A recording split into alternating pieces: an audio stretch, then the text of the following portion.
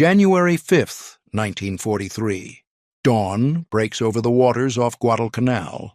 Lieutenant Red Cochran, commanding the after 5-inch battery aboard the light cruiser USS Helena, watches 4 Japanese Aichi D-3A Val dive bombers break through the morning haze, their distinctive fixed landing gear silhouettes unmistakable against the brightening sky. One scores a hit on the New Zealand cruiser Achilles before the group wheels around to escape. Standard procedure would be to let them go. They're already pulling away at 300 miles per hour, climbing hard, presenting the kind of crossing shot that requires 2,500 rounds on average to score a single hit. But Cochran's guns aren't loaded with standard ammunition. His crews slam 3 rounds into the breeches, weapons that look identical to every other 5-inch shell in the Pacific Fleet, but carry something inside that's about to change naval warfare forever. The first 2 shells scream out at 2,600 feet per second. They don't hit the fleeing bomber. They don't need to. 15 feet from the aircraft, something impossible happens. The shells sense the metal fuselage rushing past and detonate on their own. The Val disintegrates in a cloud of shrapnel and fire. The crew never knew what killed them. Neither did the Japanese High Command, because what just happened shouldn't have been possible.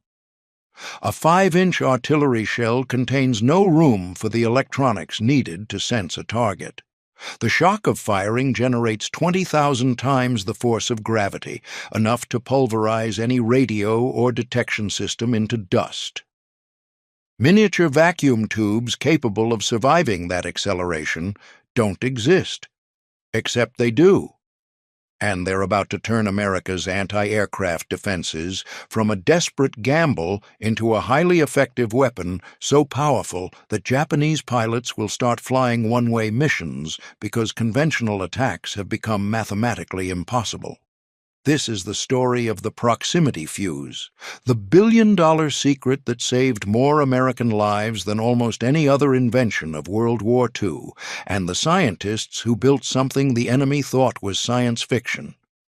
The problem that would nearly cost America the Pacific War started at Pearl Harbor on December 7, 1941.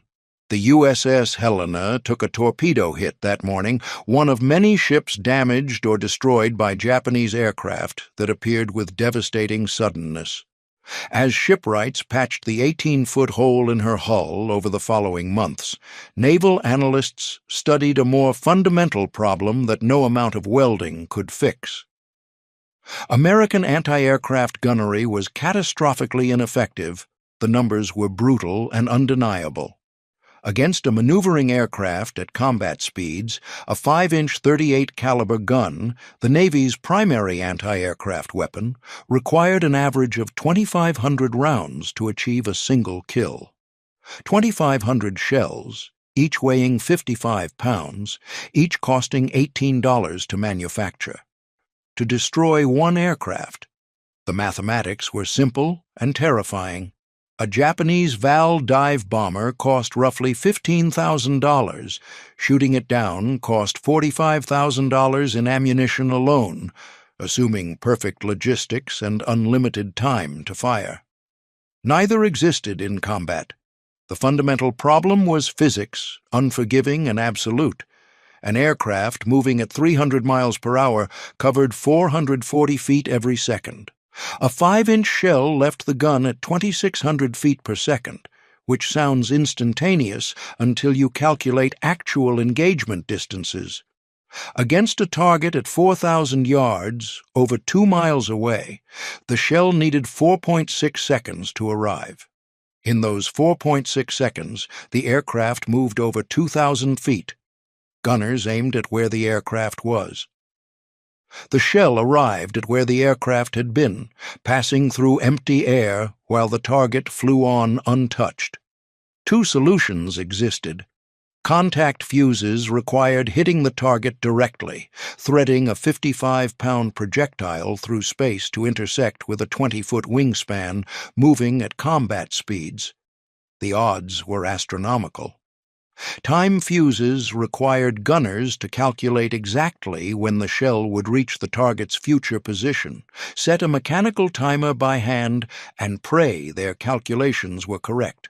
If they were off by half a second, the shell exploded hundreds of feet from the target, harmlessly scattering shrapnel through empty sky. Both methods failed consistently. Japanese aircraft pressed their attacks home because they knew the odds favored them. American ships were lost because their guns couldn't hit back effectively. The British understood this problem first.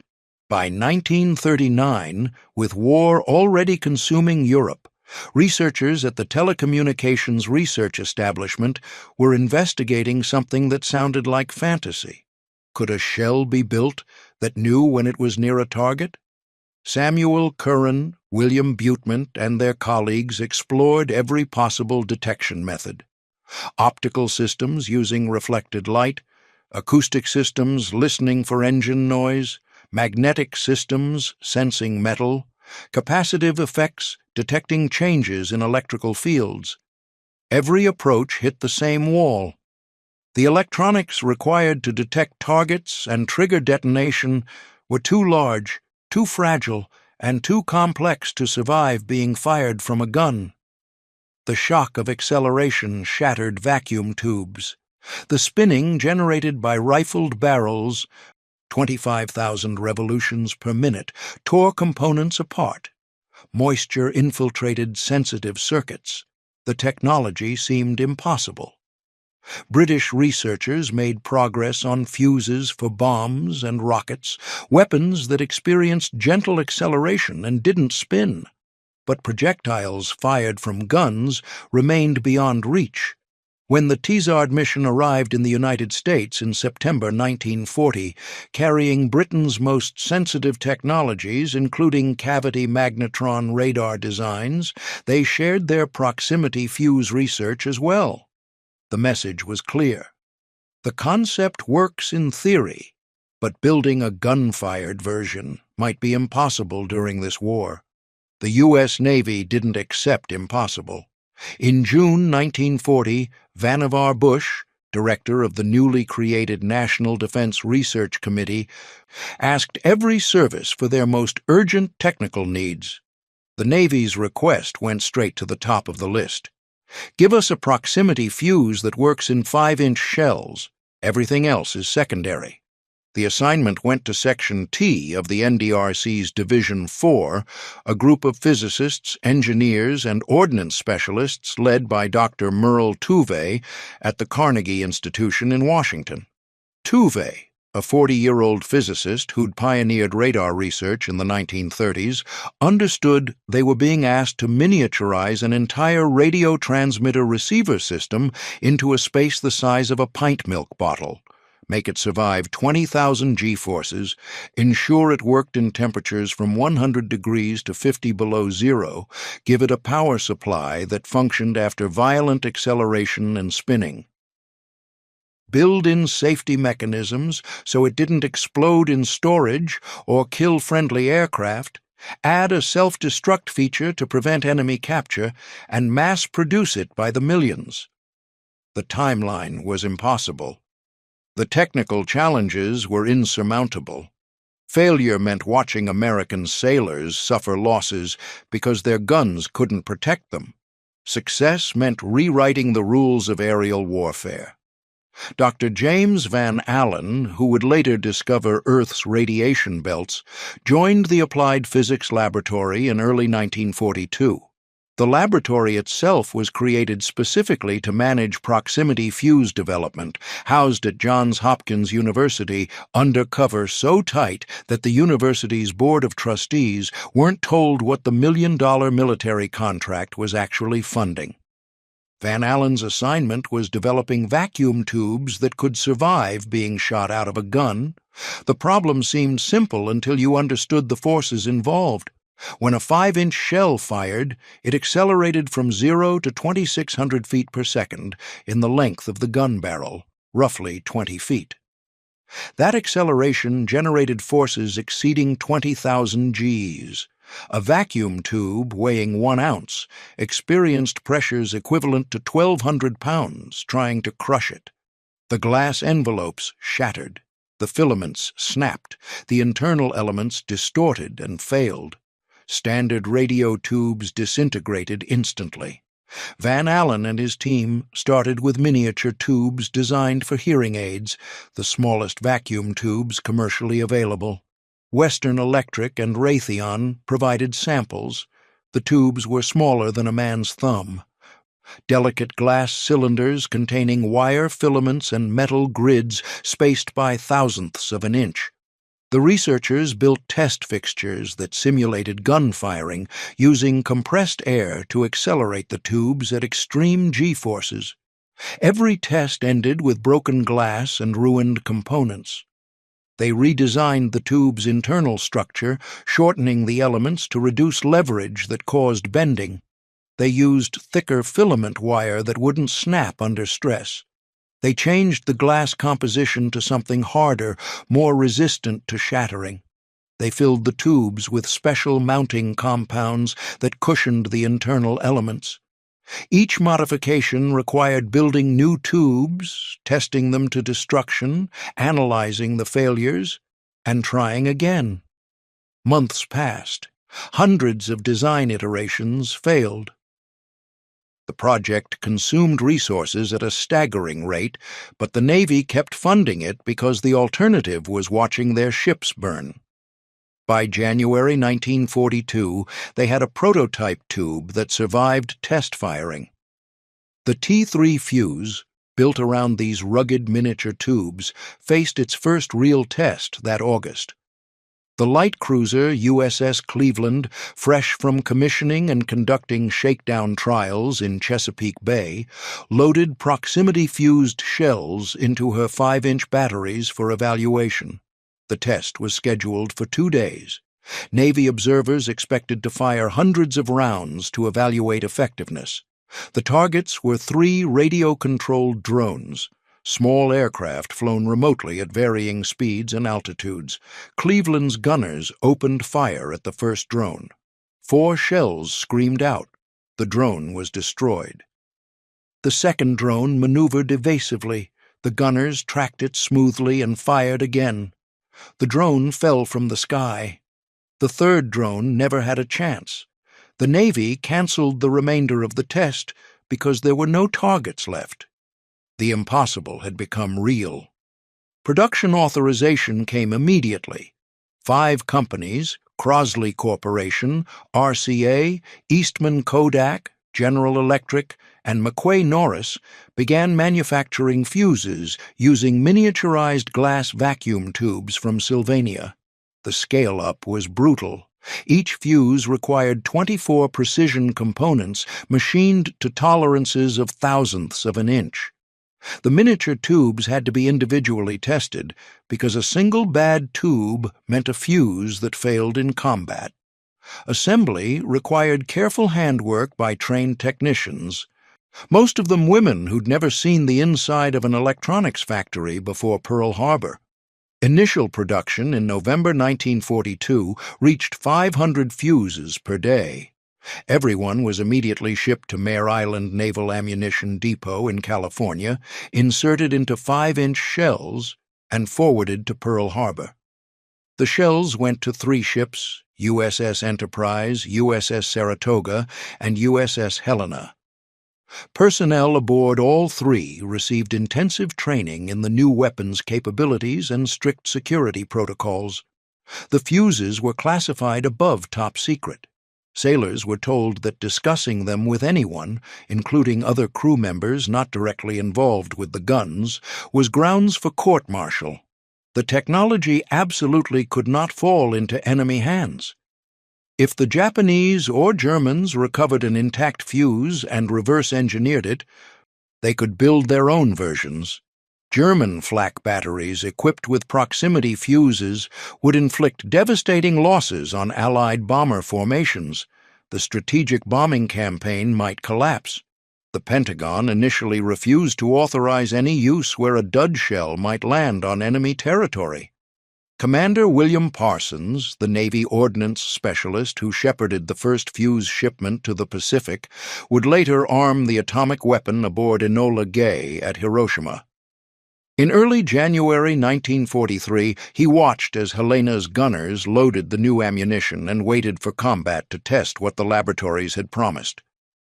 The test came at dawn on January 5th, when those 4 Val dive bombers appeared.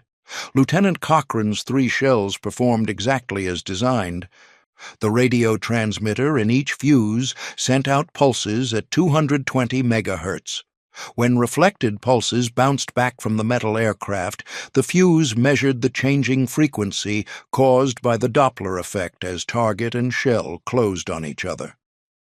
At precisely 15 feet distance, when the returning signal reached a predetermined threshold, indicating optimal lethal radius, a tiny amplifier circuit closed, firing a detonator that ignited the 7 pounds of high explosive in the shell's body. The Val bomber was engulfed in a sphere of shrapnel moving at thousands of feet per second. The aircraft didn't just crash. It disintegrated in mid-air, transformed from a functioning machine into falling debris in less time than a human eye could register. The other 3 bombers escaped that morning, but the technology had been proven in combat. The weapon that shouldn't exist had just killed its first enemy. The impact was immediate and measurable. In 1943, Navy ships in the Pacific fired 36,370 anti-aircraft rounds. Only 25% used proximity fuses. Supplies were still limited and security restrictions tight. But those 25% accounted for 51% of all aircraft kills. The fuses were 3 to 4 times more effective than conventional ammunition. The lethal fragment area of a proximity-fused shell was 3,000 square feet, compared to 60 square feet for a time-fused shell. One analysis estimated that 278 Japanese aircraft were destroyed by proximity-fused shells between 1943 and the war's end. Using conventional ammunition, only 46 of those would have been shot down. The difference represented over 200 aircraft that reached their targets versus 200 aircraft destroyed before they could attack. That difference meant American ships that survived instead of being lost, American sailors who lived instead of becoming casualties. As production ramped up through 1943 and into 1944, the fuses became standard equipment throughout the Pacific Fleet. By late 1943, manufacturers were producing 40,000 fuses per day. By war's end, daily production reached 70,000 fuses. More than 22 million were manufactured total, requiring over 100 companies and 80,000 workers. The scale of American industrial production was staggering and unstoppable. The technology proved itself repeatedly in the desperate naval battles of 1944 and 1945. When Japanese forces launched kamikaze attacks, proximity fuses became the primary defense against aircraft that accepted their own death as inevitable. Traditional ammunition struggled against kamikazes because the pilots intentionally flew through defensive fire, willing to absorb damage as long as their aircraft remained controllable long enough to reach the target. Proximity-fused shells didn't need to eliminate the pilot or destroy the aircraft's controls. They simply needed to pass near enough to detonate and break the aircraft into pieces too small to reach their target. Admiral Arleigh Burke, who served as Chief of Staff to Admiral Mark Mitcher, commanding the fast carrier task forces, witnessed the fuse's effectiveness firsthand. Years later, he stated flatly that without proximity, fuses, American ship losses, and casualties in the last half of the Pacific War would have been enormously larger. The fuses brought down enemy planes by the dozens. Secretary of the Navy James Forrestal called them indispensable, crediting them with blazing the trail to Japan. Without the protection proximity fuses provided, the westward push across the Pacific would have been slower and cost immeasurably more in American lives. On May 11, 1945, during the Battle of Okinawa, a group of American destroyers and landing craft faced a 90-minute attack by 156 Japanese aircraft on one-way missions. The destroyers, USS Hadley and USS Evans, equipped with proximity-fused ammunition, accounted for 35 confirmed takedowns before being hit multiple times and forced to withdraw. The official Navy report called the fuses indispensable to survival. Without them, both ships would have been lost in the first minutes of the attack. The Pentagon's absolute prohibition on using proximity fuses over land persisted through 1943 and most of 1944. The risk of a dud shell falling into enemy hands was considered too great. Then Germany launched the V-1 flying bomb campaign against London in June 1944. The V-1, a jet-powered cruise missile loaded with nearly 2,000 pounds of explosives, flew at 400 miles per hour at low altitude, too fast for most conventional interceptors to catch consistently. British anti-aircraft batteries, concentrated in a coastal strip to protect London, faced the same problem American ships had confronted. Their guns couldn't hit fast, small targets reliably. On June 12, 1944, the U.S. authorized proximity fuse use over England. The V-1s flew over water before reaching land, meaning dud shells would fall into the sea rather than territory the Germans could access. Within days, the results were dramatic. From the first day of V-1 attacks through the end of August, Germany launched 9,300 flying bombs, an average of 120 per day. By the end of the fourth week, using proximity fuses, anti-aircraft batteries were stopping 79% of all incoming V-1s. The fuses saved London. Thousands of British civilians owed their lives to shells that exploded near rather than needing to hit directly. Winston Churchill, who'd pushed hard for proximity fuse development from the British side, acknowledged their critical role. These American-made fuses, he said, proved potent against the unmanned aircraft terrorizing England. The final test came in December 1944.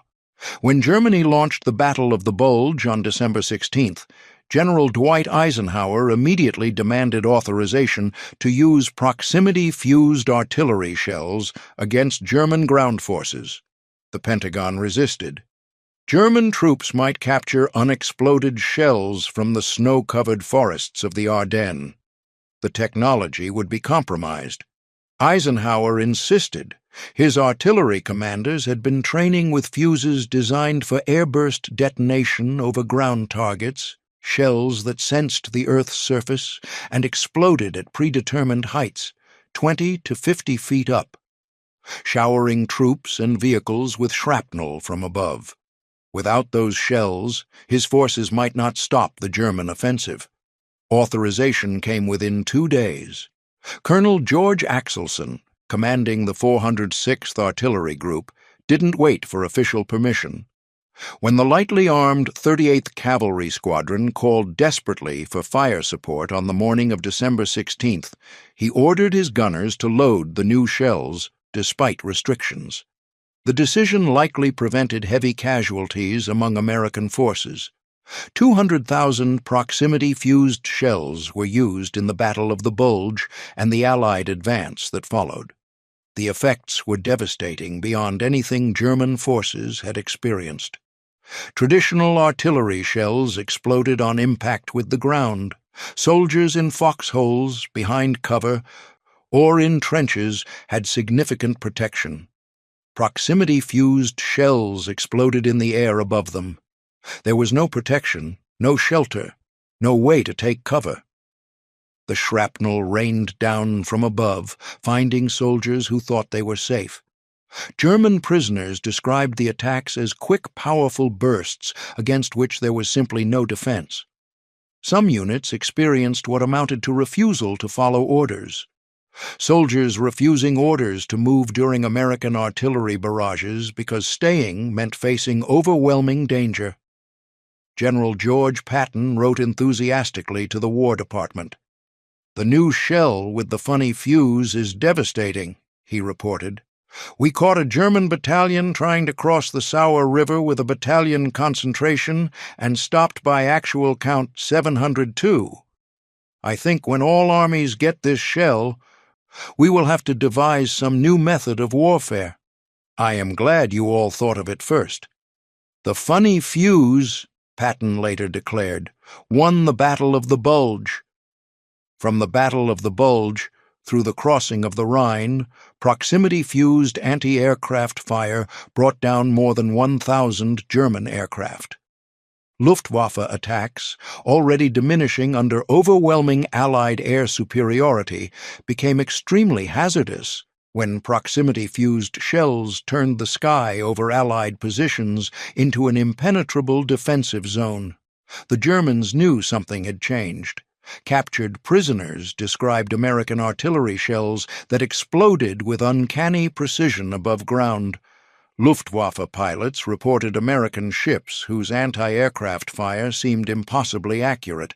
Intelligence officers collected reports, but couldn't explain what they were hearing.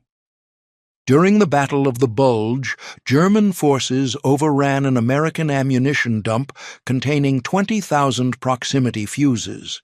They captured them intact, crated, and ready for use.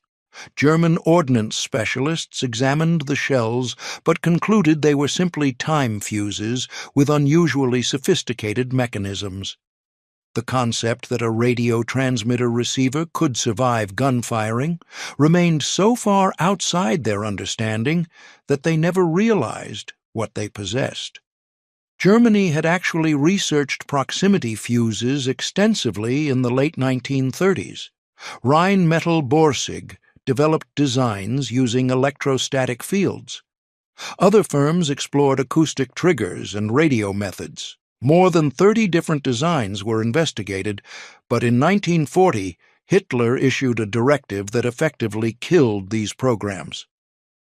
Only projects that could reach production within 6 months were to continue. Everything else was terminated to focus resources on immediate needs for the invasion of the Soviet Union. German scientists abandoned their magnetron and microwave radar programs at the same time. The decision cost them technologies that might have changed the war's outcome. By 1945, German engineers had resumed proximity fuse development with prototypes designated Kuhglockchen for 88mm shells and Kuhglocke for 128mm shells. Trial firings at Kummersdorf testing grounds showed promise. Series production was scheduled for March 1945. It never happened. The war ended first, and German forces never fielded proximity fuses in combat. The technology that Section T developed under Dr. Tuve's direction represented more than just miniaturized radios in artillery shells. The project integrated civilian and military scientists in unprecedented ways, opened communication lines with British researchers, and demonstrated that American industrial capacity could scale impossibly complex technologies to mass production in time frames that defied pre-war expectations. 3% of all physicists in the United States worked on the proximity fuse at the project's peak. The total cost exceeded $1 billion, equivalent to over $15 billion today. Only the Manhattan Project commanded more resources and attention. The comparison was appropriate. Both projects were considered essential to Allied victory. Both operated under extraordinary secrecy. Both succeeded because failure was unacceptable. The legacy of the proximity fuse extends far beyond World War II. Modern air defense systems, from ship-mounted phalanx, CIWS, to Patriot surface-to-air missiles, use proximity fusing as standard.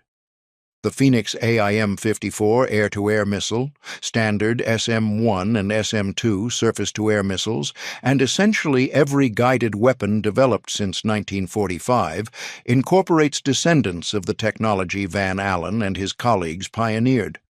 The principle remains unchanged. Detect when you're near a target and detonate at optimal distance for maximum effect. The execution has advanced beyond what those wartime engineers could have imagined, but the core concept they proved possible under impossible conditions remains fundamental to modern warfare.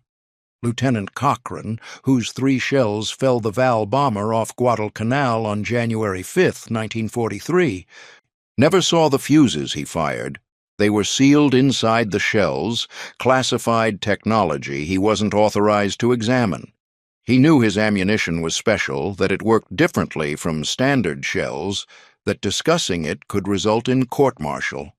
He didn't know he was firing miniature radar sets, vacuum tubes that survived 20,000 G-forces, electronics that functioned in a package smaller than a pint bottle while spinning at 25,000 RPM and surrounded by 7 pounds of high explosive. He just knew his guns finally worked the way they were supposed to. Point at the enemy. Fire. Watch them fall. The simplicity was deceptive. Behind that simple effectiveness lay years of research, hundreds of failed prototypes, industrial mobilization across 5 major manufacturers and over 100 subcontractors, 80,000 workers, 3% of America's physicists, and $1 billion. The proximity fuse took everything impossible about the problem and made it routine. That transformation, from impossible to routine, from theory to 22 million manufactured units, represented American industrial and scientific capability operating at levels the Axis powers never matched. The funny fuse, as Patton called it, turned anti-aircraft gunnery from desperate hope into reliable lethality. It protected American ships that carried the war across the Pacific. It saved London from the V-1 onslaught. It decimated German forces during the Battle of the Bulge. And it did all of this without requiring gunners to actually hit what they were shooting at. The shell just needed to pass close enough for the tiny radar inside to whisper, "Now." In that whisper, carried by radio waves reflecting from enemy metal, lay victory measured in American lives saved and enemy forces neutralized. The shell that didn't have to hit the target proved more effective than any weapon that required direct contact. Physics, engineering, and American industrial might combine to create something the enemy thought was impossible. And that impossible weapon, shrouded in secrecy and manufactured by the millions, helped win the war.